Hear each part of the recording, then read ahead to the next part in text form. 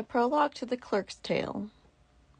Sir Clerk of Oxford, our good host then said, You write as quiet and still as is a maid, but newly wedded, sitting at the board. This day I've heard not from your tongue a word. Perhaps you mull a sophism that's prime, but Solomon says each thing to its own time. For God's sake, smile and be of better cheer. It is no time to think and study here. Tell us some merry story, if you may, for whatsoever man will join in play. He needs must to the play give his consent, but do not preach as friars do in Lent, to make us for our old sins wail and weep, and see your tale shall put us not to sleep. Tell us some merry thing of adventures, your terms, your colours, and your speech figures. Keep them in store till so be you indite. High style is when men unto kings do write. Speak you so plainly, for this time I pray, that we can understand what things you say. This worthy clerk, benignly he answered, Good host, said he, I am under your yard. You have of us for now the governance, and therefore do I make you obeisance. As far as reason asks it readily, I will relate to you a tale that I learned once at Padua of a worthy clerk, as he proved by his words and by his work. He is dead now and nailed down within his chest, and I pray God to give his soul a good rest. Francis Petrarch, the laureate poet, was this clerk's name, whose rhetoric so sweet illumed all Italy with poetry, as did Lignano with philosophy, or law, or other art particular. But death that suffers us not very far, no more as 'twere than twinkling of an eye, has slain them both, as all of us shall die. But forth to tell you of this worthy man, who taught this tale to me as I began. I say that first with high style he indites, before the body of his tale he writes, a poem to describe those lands renowned, Saluzzo, Piedmont, and the region round, and speaks of Apennines, those hills so high, that form the boundary of West Lombardy, and of Mount Viso specially, and the Tall, whereat the Po, out of a fountain small, takes its first springing and its tiny source, that eastward ever increases in its course, toward Amelia, Ferrara, and Venice, the which is a long story to devise. And truly, in my judgment reluctant, it is a thing not wholly relevant, save that he introduces thus his gear, but this is his tale, which you now may hear. The Tale of the Clerk of Oxford. There is in the west side of Italy, down at the foot of Mount Viso the Cold, a pleasant plain that yields abundantly, where many a tower and town one may behold, that were there founded in the times of old, with many another fair delightful sight. Saluzzo is this noble region bright. A marquis once was lord of all that land, as were his noble ancestors before. Obedient and ready to his hand were all his lieges, both the less and more. Thus in delight he lived, and had of yore, beloved and feared, through favour of fortune, both by his lords and by the common run. Therewith he was, to speak of lineage, born of the noblest blood of Lombardy, with person fair and strong and young of age, and full of honour and of courtesy. Discreet enough to lead his nation he, save in some things wherein he was to blame, and Walter was this young lord's Christian name. I blame him thus, that he considered not of what coming time might him betide, but on his present wish was all his thought, as he would hunt and hawk on every side. Well nigh all others' care would he let slide, and would not, and this was the worst of all, marry a wife for aught that might befall.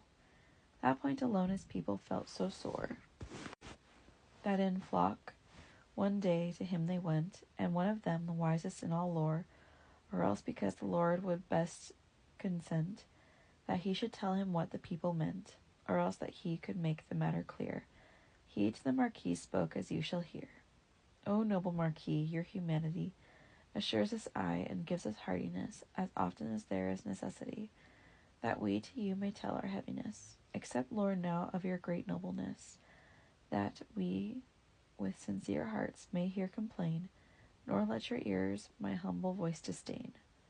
Though I have not to do in this matter more than another man has in his place, yet forasmuch as you, most honoured sir, have always showed me favour and much grace, I dare the more to ask of you a space of audience to set forth our request, and you, my lord, will do as you like best. For truly, Lord, so well do we like you, and all your works and ever have, that we could not of ourselves think what to do to make us live in more felicity. Save one thing, Lord, and if you will it be, that to be wedded man you hold it best, then were your people's hearts at utter rest. But bow your neck beneath that blessed yoke of sovereignty and not of hard service, of which men call espousal or wedlock. And pray think, Lord, among your thoughts so wise, how our days pass in each in different guise. For though we sleep or wake, or roam or ride, time flies, and for no man will it abide. And though your time of green youth flower as yet, age creeps in always, silent as a stone. Death threatens every age, nor will forget ever any state, and there escapes him none, and just as surely as we know each one, that we shall die, uncertain are we all, what day it is when death shall on us fall. Accept then of us, Lord, the true intent, that never yet refused you your behest. And we will, Lord, if you will give consent, choose you a wife without delay at least, born of the noblest blood and the greatest of all this land, so that it ought to seem honor to God and you, as we shall deem. Deliver us from all our constant dread, and take yourself a wife, for high God's sake.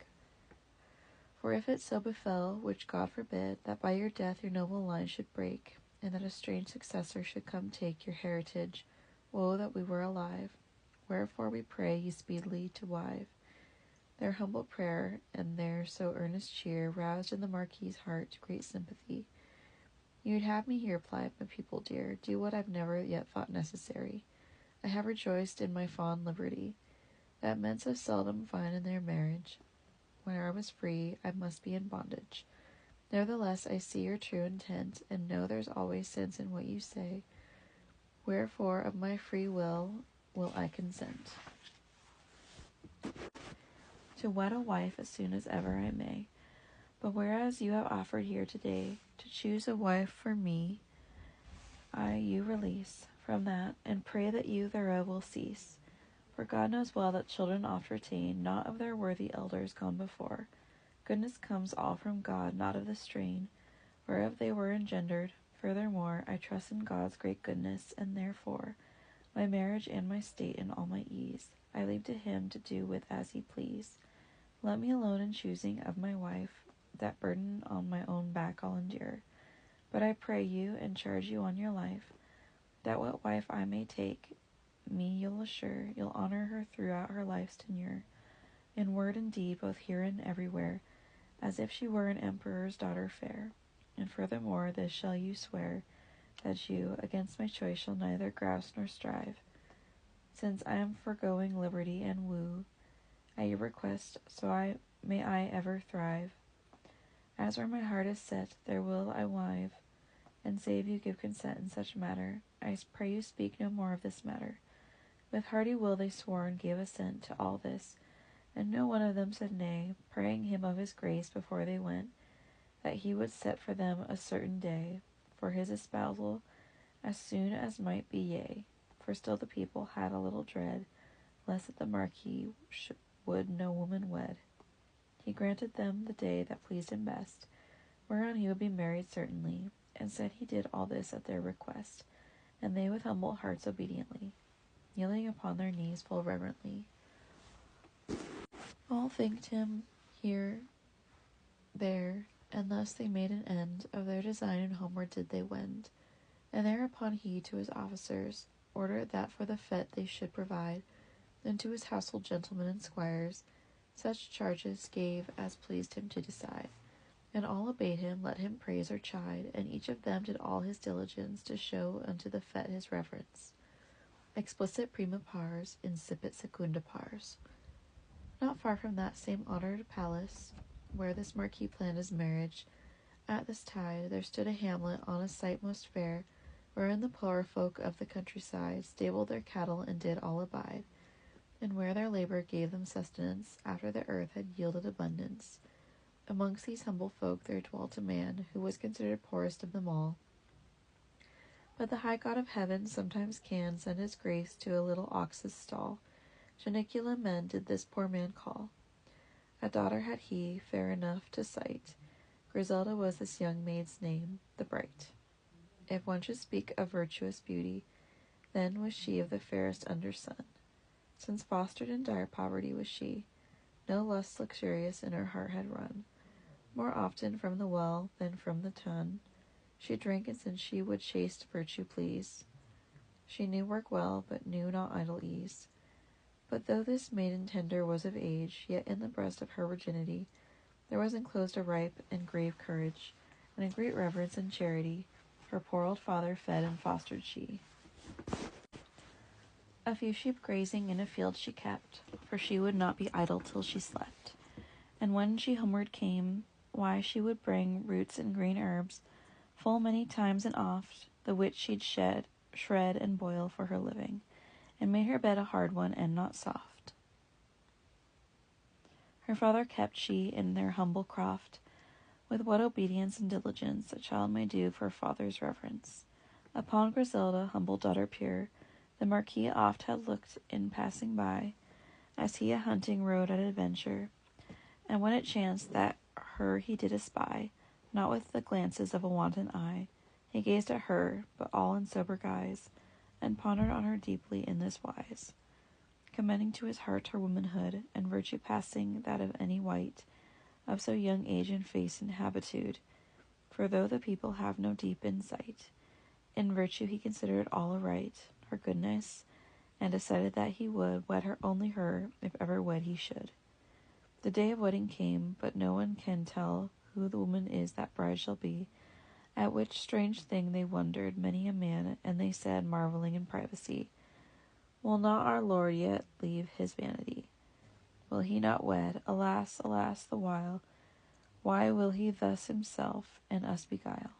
Nevertheless, this Marquis has bade make of jewels set in gold and in rich azure, brooches and rings, all for Griselda's sake. And for her garments took he then the measure by a young maiden of her form and stature, and found all other ornaments as well, that for such a wedding would be meet to tell. The time of mid-morn of that very day approached when this lord's marriage was to be, and all the palace was bedecked and gay, both hall and chambers, each in its degree, with kitchens stuffed with food in great plenty. There might one see the last and least dainty that could be found in all of Italy. This regal marquis, splendidly arrayed, with lords and ladies in his company, who to attend the feasting had been prayed, and of his retinue the bachelorry, with many a sound of sundry melody, unto the village whereof I have told, in this array the nearest way did hold. Griselda, who, God knows, was innocent, that for her sake was all this fine array, to fetch some water to a fountain went.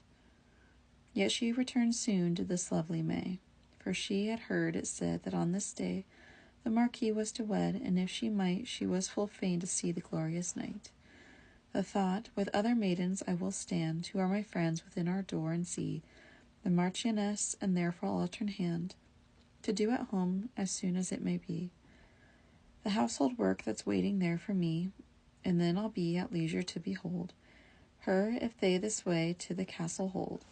And as across her threshold she'd have gone, the Marquis came, and for her did he call. And she set down her water jar anon, beside the threshold in an ox's stall, and down upon her 2 knees did she fall, and kneeling with grave countenance was still, till she had heard what was his lordship's will. This thoughtful Marquis spoke unto this maid full soberly, and said in this manner, Griselda, where's your father? So he said. And she, with reverence and with humble cheer, answered, My lord, he is but inside here. And in she went without more tarrying, and to the Marquis did her father bring. He by the hand then took this ancient man, and said, when he had led him well aside, Janicula, I neither will nor can conceal my love, nor my heart's longing to hide. If you but acquiesce, whate'er betide, your daughter will I take before I wend, to be my wife until her life's dear end. You love me, and I know it well today, and are my faithful liege, and were of yore, and all that pleases me I dare well say. Pleases you too, especially therefore, I assure me on the point I made before. Can we together in this compact draw, and will you take me as your son-in-law? This sudden word the man astonished so, that red he grew abashed, and all quaking he stood, nor could he answer further no. Then but to say, O Lord, I am willing to do your will, but against your liking I'll do no thing. You are my Lord so dear, that what you wish governs this matter here. Then I will, said this Marquis, quietly, that in your chamber you and I and she have consultation, and do you know why? Because I'd ask her if her will it be, to be my wife and so be ruled by me, and all this shall be done in your presence. I will not speak without your audience. And while in chamber they three were about their business, whereof you'll hereafter hear, the people crowded through the house without, and wondered what honest method there so carefully she'd kept her father dear. But more Griselda wondered as she might, for never before that night saw she such a sight. No wonder, though, astonishment she felt, as seeing so great a guest within that place. With people of this sort she'd never dealt. Wherefore she looked on with a pallid face, but briefly through the matter now to race. These are the very words the Marquis said to this most modest, truly constant maid. Griselda, said he, you shall understand it's pleasing to your father and to me that I wed you, and even it may stand, as I suppose that you would have it be. But these demands must I first make, said he, and since it shall be done in hasty wise, will you consent, or will you more advise? I say this, are ye ready with good heart to grant my wish, that I freely may, as I shall think best, make you laugh or smart, and you to grumble never night or day? And two, when I say yea, you say not nay, by word or frown to what I have designed. Swear this, and here I will our contract bind. Wondering upon this word, quaking for fear, she said, my lord, unsuited, unworthy, am I to take the honor you give me here. But what you'd have, that very thing would I, and here I swear that never willingly, in deed or thought, will I you disobey, to save my life, and I love life, I say. This is enough, Griselda mine, cried he, and forth he went then with full sober cheer, out at the door, and after him came she, and to the people who were waiting near.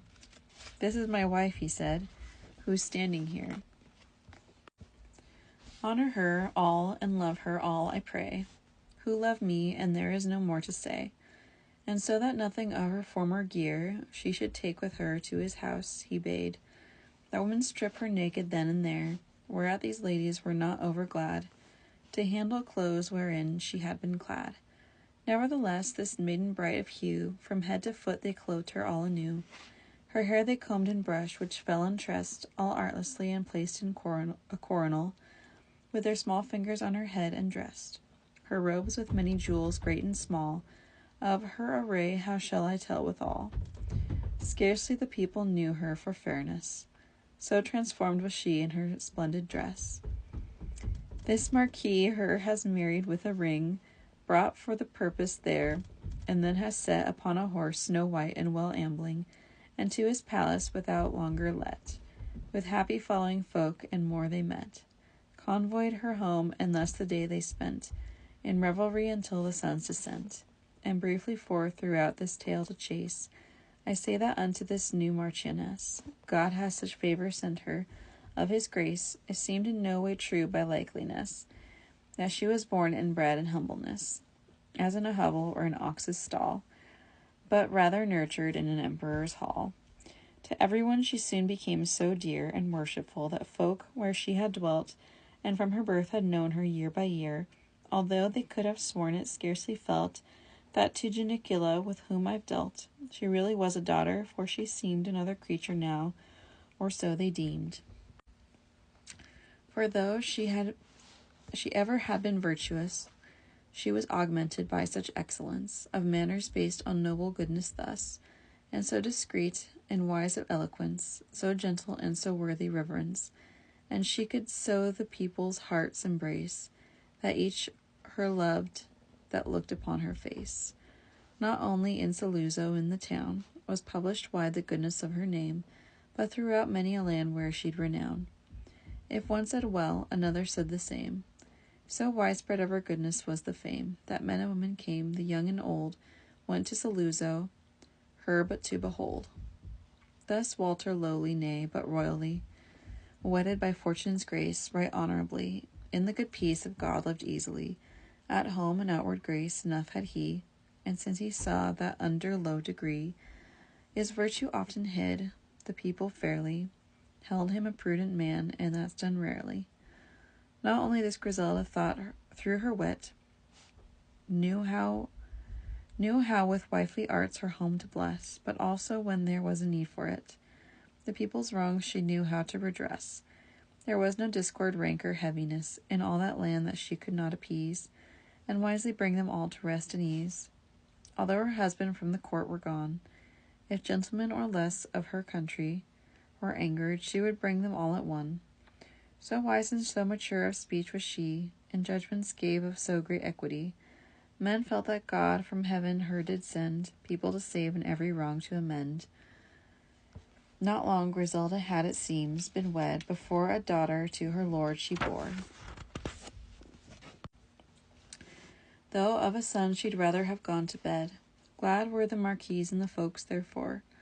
For though a girl-child came thus all before, she might well to a boy-child yet attain. Since barren she was not, it was now plain. Explicit secunda pars, incipit tertia pars. It happened, as it has sometimes before, that when this child had sucked a month or so, this Marquis in his heart such longing bore to test his wife, her patience thus to know. He could not in his heart the chance forego, this marvelous desire his wife to try. 'Twas needless, God knows, thus to peek and pry. He had sufficiently tried her before, and found her ever good. What needed it that he should test her ever more and more? Though some men praise it for her subtle wit, yet I say that to him 'twas no credit to try his wife when there was never need, putting her heart to anguish and to dread.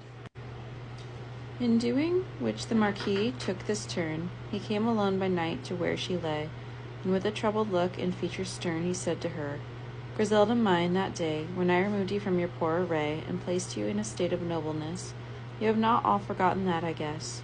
I say, Griselda, this your dignity, wherein I have so placed you, as I trow, has not made you forgetful now to be, that I raised you from poor estate and low, for any good you might then have or know. Take heed of every word that now I say, there's no one else shall hear it, by my fay. You know and well enough how you came here into this house. It is not long ago. And though to me you are both lief and dear, unto my nobles you are not, and so they say that unto them 'tis shame and woe to be your subjects and compelled to serve you who are village born and not deserve. And specially since that girl child you bore, these things they've said, of this there is no doubt. But I desire, as I have done before, to live at peace with all the folk about. I cannot in this matter leave with them without them out. I must do with your daughter what is best, not as I would, but under men's behest. And yet God knows the act is hard for me, and only with your knowledge would I bring the deed to pass. But this I would, said he, that you assent with me to this one thing. Show now that patience is your life's dealing. You told me of and swore to in your village, the day that marked the making of our marriage. When she had heard all this she received, with never a word or change of countenance, for as it seemed she was in no way grieved. She said, Lord, all lies at your own pleasance. My child and I, with hearty obeisance, are all yours, and you may save us or kill. That which is yours, do you what thing you will. There is no thing, and so God save my soul save, that you may like displeasing unto me. I do not wish a single thing to have, nor dread a thing to lose, save only ye. This will is in my heart, and I shall be, nor length of time nor death may this deface, nor turn my passion to another place. Glad was this Marquis of her answering, and yet he feigned as if he were not so. All dreary were his face and his bearing, when it came time for chamber he should go. Soon after this, a quarter hour or so, he privily told all of his intent unto a man whom to his wife he sent. A kind of sergeant was this serving man, who had proved often faithful as he'd found, in matters great, and such men often can, do evil faithfully as can a hound. The Lord knew this man loved him and was bound, and when this sergeant learned his lordship's will, he stalked into the chamber, grim and still. Madam, said he, you must forgive it me, though I do that to which I am constrained. You are so wise, you know well it may be, that a lord's orders may not well be feigned, they may be much lamented or complained. But men must needs their every wish obey, and thus will I, there is no more to say. This child I am commanded now to take, and spoke no more, but seized that innocent pitilessly, and did a gesture make, as if he would have slain it ere he went. Griselda, she must suffer and consent, and so, meek as a lamb, she sat there still, and let this cruel sergeant do his will. Suspicious of repute was this same man, suspect his face, suspect his word also, suspect the time when this thing he began. Alas, her daughter that she had loved so, she thought he'd slay it right there, whether or no. Nevertheless, she neither wept nor sighed, doing the Marquis's liking, though she died. At last she found her voice, and thus began, and meekly to the sergeant then she prayed, that as he was a worthy gentleman, she might kiss her child once before his blade. And on her breast this little child she laid, with sad face, and so kissed it, and did press, and lulled it, and at last began to bless. And thus she said in her benignant voice, Farewell, my child, that I no more shall see, but now I have crossed you thus I will rejoice, that of the Father blessed may you be, who died for us upon the bitter tree. Your soul, my little child, to him I give. This night you die for my sake, though I live. I think that to a nurse in such a case it had been hard this pitiful thing to see. Well might a mother then have cried, alas! But so steadfastly serious was she, that she endured all her adversity, and to the sergeant she but meekly said, I give you now again your little maid. Go now, said she, and do my lord's behest. But one thing will I pray you of your grace, that, save my lord forbade you, at the least, bury this little body in some place, where beasts nor birds will tear its limbs and face. But no word to that purpose would he say, but took the child and went upon his way. The sergeant went unto his lord again, and of Griselda's words, and of her cheer, he told him point by point all short and plain, and so presented him his daughter dear. A little pity felt the Marquis here. Nevertheless he held his purpose still, as great lords do when they will have their will, and bade the sergeant that he privily should softly swaddle the young child and wrap, with all the necessaries tenderly, and in a coffer of some garment lap. But upon pain his head should meet mishap, no man should know the least of his intent, nor whence he came, nor whither that he went. But to Bologna, to his sister dear, who then was of Panigo the countess, he should take it and tell of matters here, asking of her she do her business, this child to foster in all nobleness, and whose the child was, that he bade her hide from every one for aught that might betide. The sergeant goes and has fulfilled this thing, but to this Marquis now return must we, for soon he went to see her, wondering if by his wife's demeanor he might see, or by her conversation learn that she were changed in aught, but her he could not find other than ever serious and kind, as glad as humble, as busy in service, and even in love as she was wont to be. Was she to him at all times in each wise, and of her daughter not a word spoke she. No strange nor odd look of adversity was seen in her, and her dear daughter's name she never named in earnest nor in game. Explicit tertia pars, sequitur pars quarta. In this way over them there passed 4 years, ere she with child was, but as high God would, a boy child then she bore, as it appears, by Walter, fair and pleasing to behold. And when folk this word to the father told, not only he, but all the people raised their joyous hymns to God, and his grace praised. When he was 2 years old, and from the breast, weaned by his nurse, it chanced upon a day, this Marquis had another wish to test, and try his wife yet further, so they say. Oh, needless her temptation in this way. But wedded men no measure can observe, when they've a wife who's patient and will serve. Wife, said the Marquis, ye have heard before, my people bear our marriage with ill will, particularly since my son you bore. Now it is worse than ever, all this ill. Their murmurs all my heart and courage kill, for to my ears come words so aimed to smart that they have not well nigh broken all my heart. Now they say this, then Walter's dead and gone, then shall Janicula's base blood succeed, and be our lord, for other have we none. Such words my people say 'tis true indeed. Well ought I of such murmurs to take heed, for truly do I fear the populace, though they say nothing plainly to my face. I would exist in peace, if that I might, wherefore I am determined utterly, that as his sister served I and by night, just so will I serve him full secretly. And thus I warn you, that not suddenly out of yourself for woe you start or stray, be patient in this sorrow, so I pray. I have, said she, said thus, and ever shall, I'll have no thing or not have, that's certain. Save as you wish, nothing grieves me at all, even though my daughter and my son are slain at your command, and that I think is plain. I have had no part in my children twain, but sickness first and after woe and pain. You are our master, do with your own thing, just as you like, no cancel ask of me.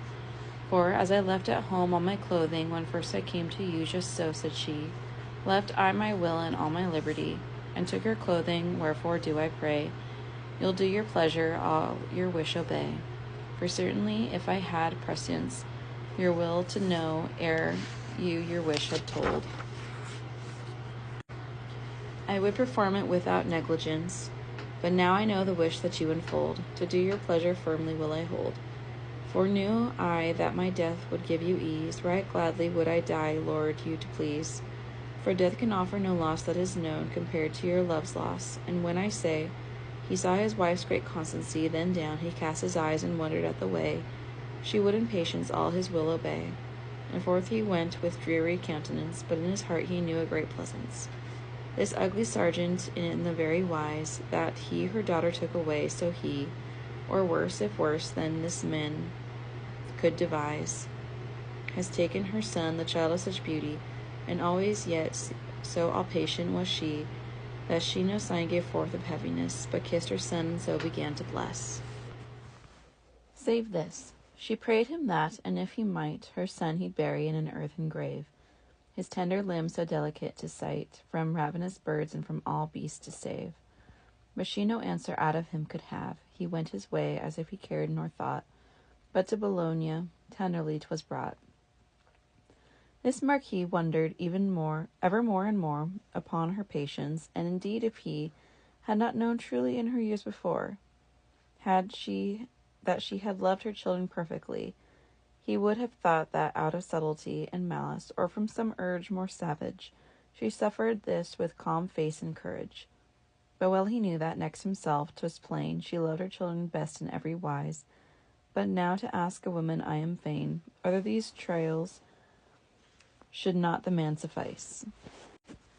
What could an obdurate husband more devise, to prove her wifehood and her faithfulness, and he continuing in his stubbornness? But there are folk to such condition grown, that, when they do a certain purpose take, they cannot quit the intent that they thus own, but just as they were bound unto a stake, they will not from that first hard purpose shake. Just so this Marquis fully was purposed to test his wife, as he was first disposed.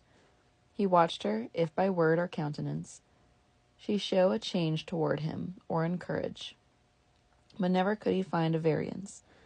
She was aye one in heart and in visage, and aye the further that she went in age, the more true, if such thing were possible, she was in love and painstaking as well. From which it seemed that, as between those two, there was but one will, for, to Walter's quest, the same thing was her sole desire also. And God be thanked, all fell out for the best. She showed well that, in all this world's unrest, a wife of her volition nothing should will to be done, save as her husband would. The scandal of this Walter widely spread, that of his cruel heart he'd wickedly, because a humble woman he had wed, murdered his 2 young children secretly. Such murmurs went among them commonly. No wonder either, for to people's ear there came no word but they'd been murdered there. For which, whereas the people theretofore had loved him, now the scandal of such shame caused them to hate where they had loved before. To be a murderer brings a hateful name. Nevertheless, in earnest nor in game, would he from this cruel plan be bent. To test his wife was all his fixed intent. Now when his daughter was 12 years of age, he to the court of Rome, in subtle wise informed of his design, sent his message, commanding them such bulls they should devise, as for his cruel purpose would suffice. How that the Pope, for Walter's people's rest, bade him to wed another and the best. I say he ordered they should counterfeit a papal bull, and set it forth therein, that he had leave his first wife now to quit, by papal dispensation with no sin, to stop all such dissension as did win between his folk and him. Thus said the bull, the which they did publish to the full. The ignorant people, as no wonder is, supposed of course that things were even so. But when Griselda's ears caught word of this, I judged that then her heart was filled with woe. But she, for ever steadfast, still did show herself disposed, this humble meek creature, the adversity of fortune to endure, abiding ever his wish and pleasure still, to whom she had been given heart and all. He was her worldly hope for good or ill. But to tell all this briefly, if I shall, this Marquis wrote in letter personal the devious working of his whole intent, and secretly 'twas to Bologna sent. Unto Panago's count, who had, we know, wedded his sister, prayed he specially to bring him home again his children too, in honourable estate all openly. But one more thing he prayed him utterly, that he to no one whoso should inquire would tell who was their mother or their sire, but say, the maiden married was to be unto Saluzzo's Marquis and anon. And as this count was asked, so then did he, for on day set he on his way was gone, towards Saluzzo, with lords many a one, in rich array, this maiden there to guide, with her young brother riding at her side. So toward her marriage went this fresh young maid, clad richly and bedecked with jewels clear, her brother with her, boyishly arrayed, and all anew was now in his 8th year. And thus in great pomp and with merry cheer, towards Saluzzo went they on their way, and rode along together day by day. Explicit, quarta pars, sequitur pars quinta. Meanwhile, according to his wicked way, this Marquis, still to test his wife once more, even to the final proof of her, I say, fully to have experience at the core, if she were yet as steadfast as before, he on a day in open audience loudly said unto her this rude sentence: Truly, Griselda, I'd much joy, perchance, when you I took for wife, for your goodness and for your truth and your obedience. Not for your lineage nor your wealth, I guess, but now I know in utter certainness that in great lordship, if I well advise, there is great servitude in sundry wise. I may not act as every plowman may. My people have constrained me that I take another wife, and this they ask each day. And now the Pope, hot rancor thus to slake, consents, I dare the thing to undertake. And now, truly now this much to you I'll say, my new wife journeys hither on her way. Be strong of heart and leave at once her place. And that same dower that you brought to me, take it again, I grant it of my grace. Return you to your father's house, said he. No man may always have prosperity. With a calm heart I urge you to endure the stroke of fortune or of adventure. And she replied again of her patience. My lord, said she, I know and knew alway how that between your own magnificence and my poor state no person can or may make a comparison in an equal way. I never held me worthy or of grade to be your wife, no, nor your chambermaid. And in this house, where lady you made me, the high God do I take now to witness, and as he truly may my soul's joy be, I never held me lady nor mistress, but only servant to your worthiness, and ever shall, while my life may endure, beyond all worldly beings, that is sure, that you so long of your benignity have held me here in honor in this way, where I was never worthy once to be. For that, thank God, and you, to God I'll pray. He will reward you, there's no more to say. Unto my father gladly will I wend, and dwell with him until my life shall end. Where I was fostered when an infant small, there will I lead my life till I be dead. A widow, clean in body, heart, and all, for since I gave to you my maidenhead, and am your true and lawful wife wedded, May God forbid such a lord's wife to take another man for husband or love's sake. And of your new wife may God of his grace grant you but joy and all prosperity. For I will gladly yield to her my place, wherein so happy I was wont to be. For since it pleases you, my lord, said she, who have been all my heart's ease and its rest, that I shall go, I'll go when ye request.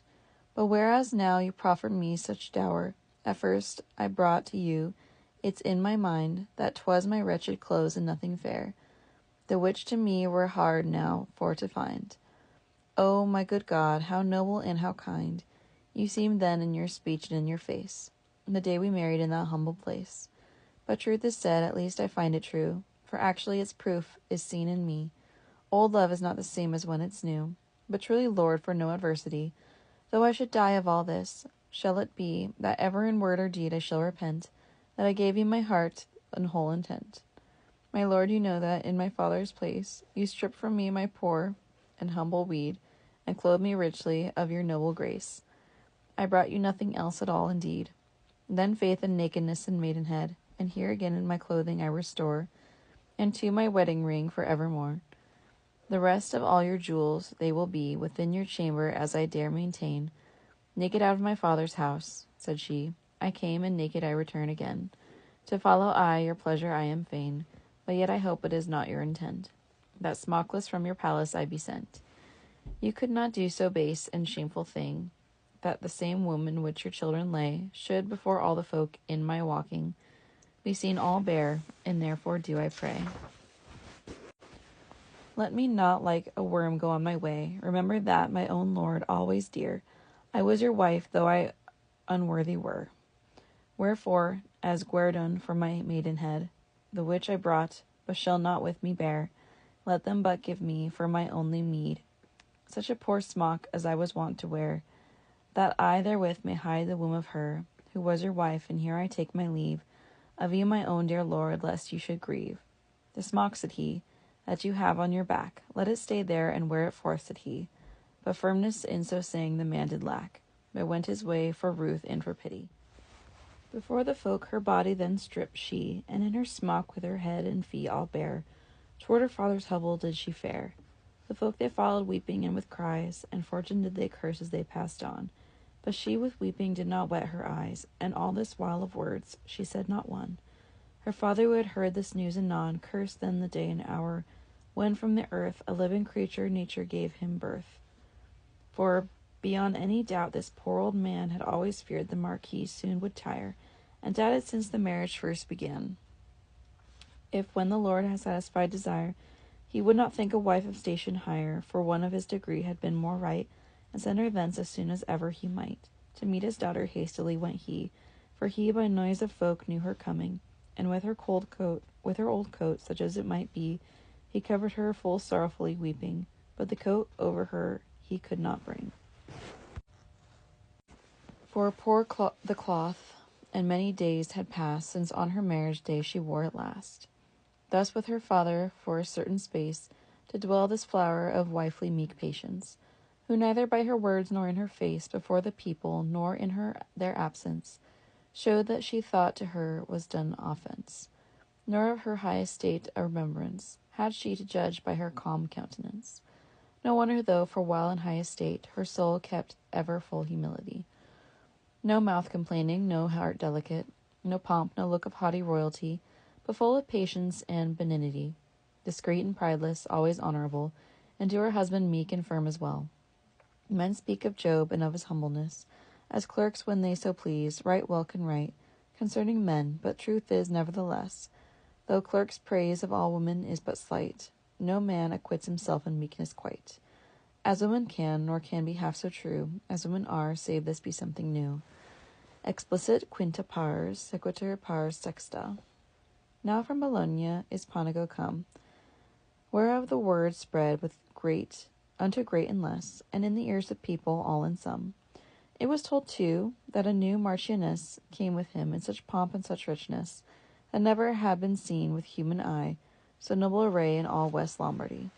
The Marquis, who had planned and knew all this, before this count was come, a message sent to poor Griselda, who had lost her bliss.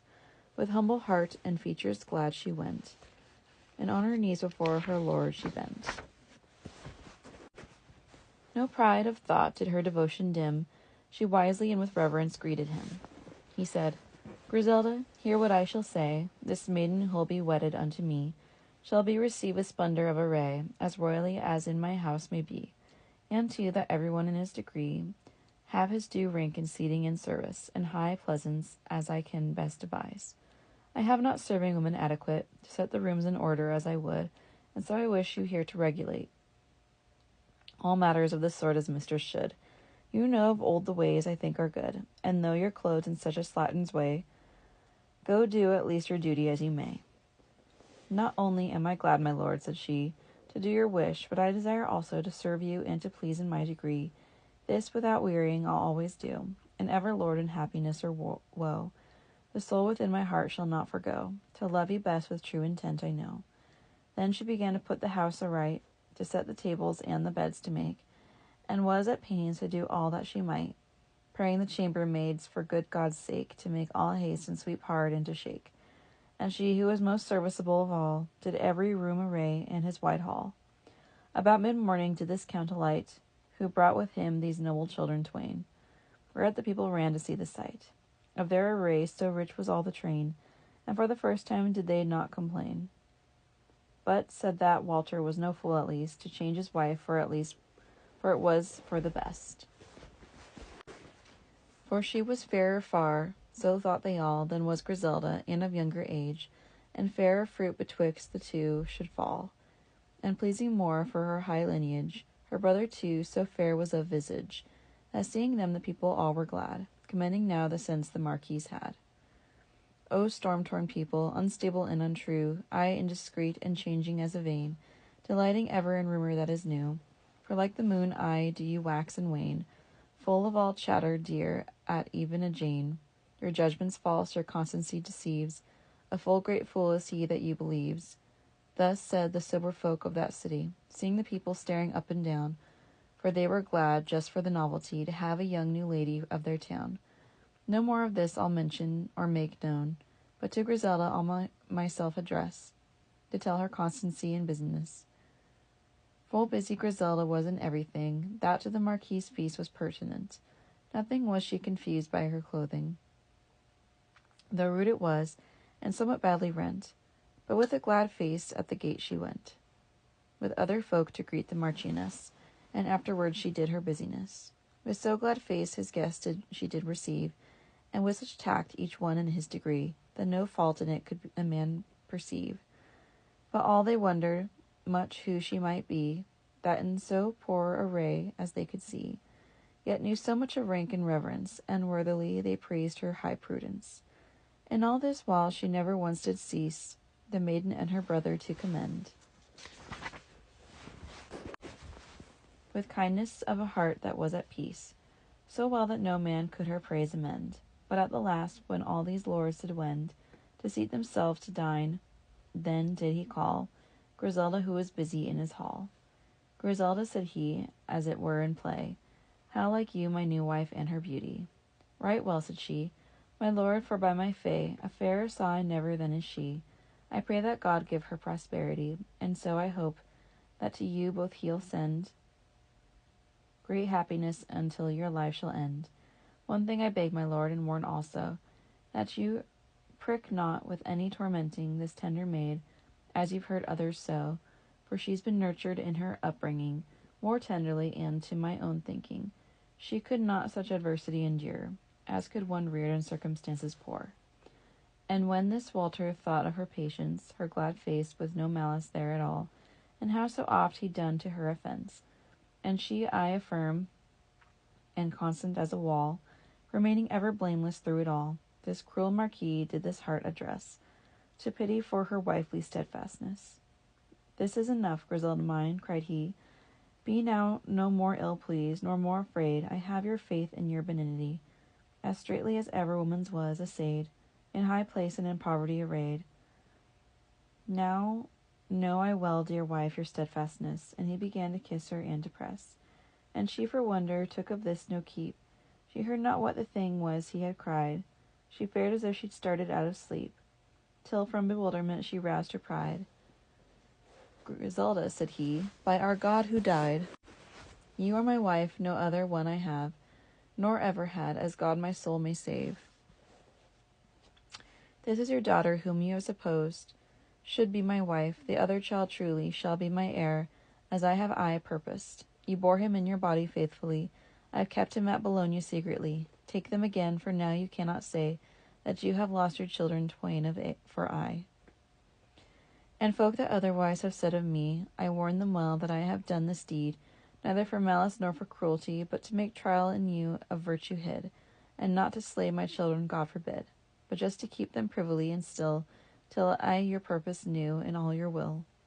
When she heard this, she swooned, and down did she fall, for pitiful joy, and after her swooning, both her young children to her did she call, and in her arms full piteously weeping, embraced them, and all tenderly kissing, as any mother would, with many a tear, she bathed their faces and their sunny hair.